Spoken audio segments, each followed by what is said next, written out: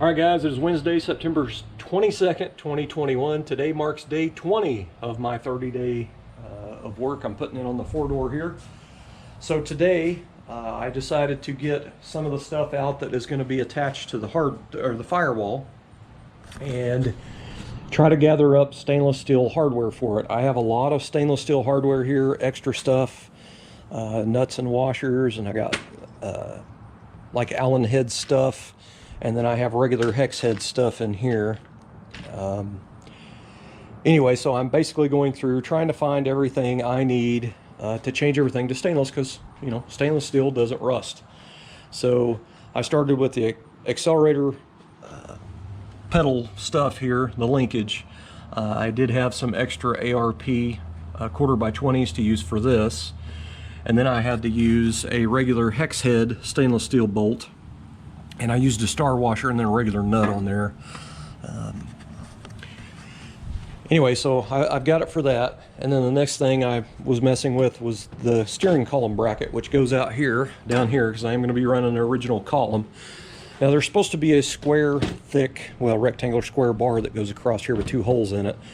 And that is how it pretty much, I mean, you would think a washer goes on there, you know, but it's actually a steel bar, and then all this big hole is your adjustment up and down, side to side or whatever. So anyway, I've gathered up a couple of 5/16 by 18 bolts for that, but they may not be long enough because I need to find that bar.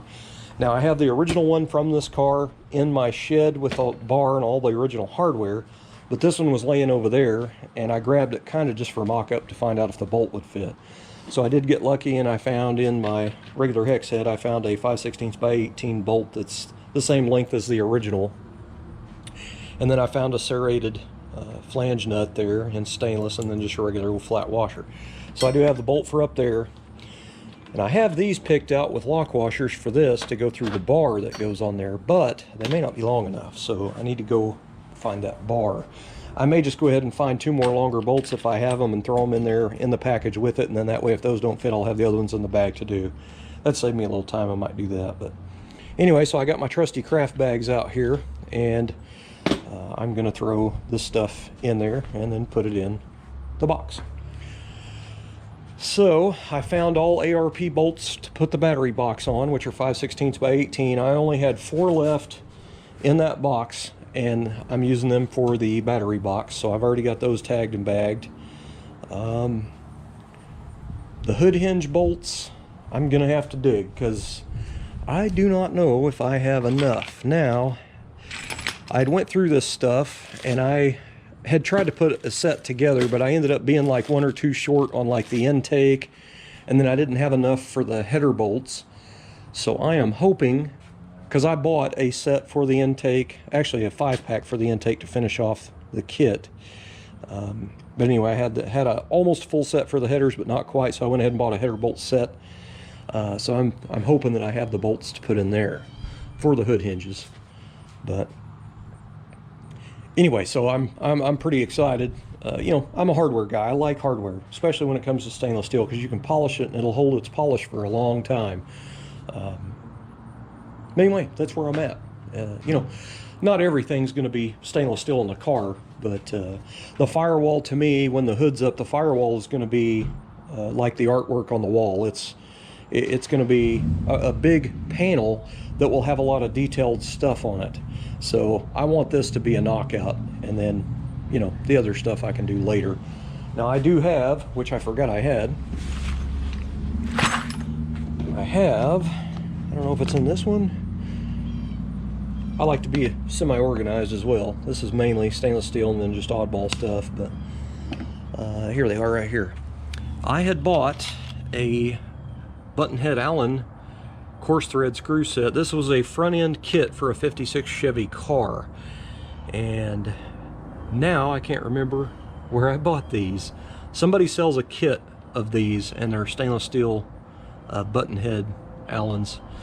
But anyway, this is like a front end sheet metal kit. So these will be the ones that go into the, when you open the hood, you know, you'll see them in the side of the fenders to the inner fenders.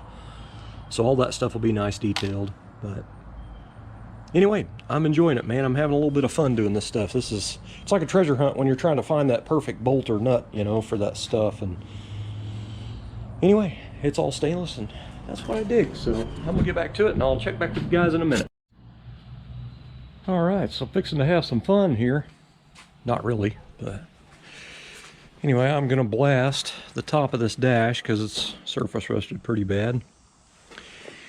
And I think I'll blast this area in here because it's pretty scaly. Probably actually ought to do that too, but I taped off the cowl so I don't get a bunch of crap down in the cowl because it'd be kind of hard to get out of there. All I did was basically zip tie in an old sheet up here, but I stuffed the cowl vent panels with towels or whatever I had. But anyway, I don't care about it going in the floor or even behind the dash because I can get that out of there. But anyway, I got the blaster out. I'm actually going to push this out at the end of the driveway and then turn it to where the firewall's facing the grass and get to work, I guess.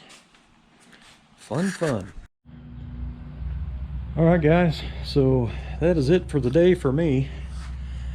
Got the chassis out here, put the body inside. I've got a lot of bare metal I don't want to get exposed to weather, so at least I can close the door. So I got the top of the dash blasted and did all the spot blasting around all the, you know, hard to reach areas. My blasting media that I keep sifting through screen back into the pot, it's gotten so fine of dust that it just really ain't got enough pep in its step to really clean anything anymore. So I had to, you know, keep working just to get it as good as I got it. So it's time to invest in a new bag of that stuff, I guess. But now I need to get a thing of seam sealer, and I'm gonna etch prime the channel there before I put the seam sealer on. But anyway, I got a lot of body work to do. I guess that's probably the next step. Well, no, that's not true. I am going to push some door hinges in before I catch my hip on it or something. I'm going to chemical strip the bottom of the dash because all they had done is sanded the top of the dash to bare metal like in 1990 and left it. So I will lay plastic across the floor so it doesn't mess up my POR15 work. But anyway, I'll chemical strip this with aircraft remover, and probably going to be using that stuff on the rest of the car, really.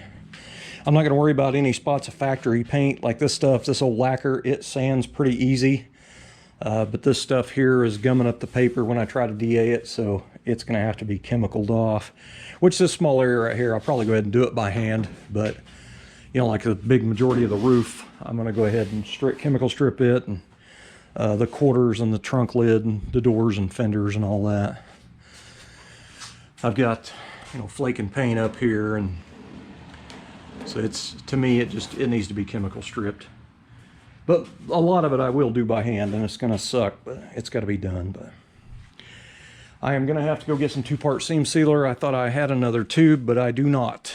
This is what I like, is that 2-part seam sealer like this stuff. It flows out kind of nice, and after it dries, it's hard, so you can shape it, you know, sand it, do what you need to do. But I'm going to try to get a nice, after I etch prime this channel up in here, I'm going to put masking tape really tight to the edges, and then put it in there and go back with my finger and try to press it up in there the best I can. I just want a nice smooth transition to that other panel. I don't want it all glopped in there, like brush lines in it and all glopped out and everything like it had on it. I spent too much time trying to remove that crap, you know. I don't want that on there again, but I cannot make it look like that until I spend another week of work on this thing. So there's a good before and after right there. Man, a lot of work. If you're going to smooth a firewall, I'm telling you, it's a lot of work. It's not something you're going to do in a day or two. It's going to take quite a bit of time, because not only you have to do all the hammer and dolly work, then do your body filler work, and then just block sand it out. Then you got to prime it, high build prime it, and then you got to go back and block the primer, and then always go back and do another coat of primer, and then do a finer paper sand before I put paint on it. So it's you know, it's a lengthy process. Definitely worth it in the end, but man, oh man, what a trip. So when this car, I had the body shell out here pretty far out in the driveway, and the sun was directly on this side. I noticed I had something up down here on this quarter right here. That was a pretty good whammy right here. So I am gonna have to do some stud gun work and some metal shrinking work here. I just noticed that little crease right there.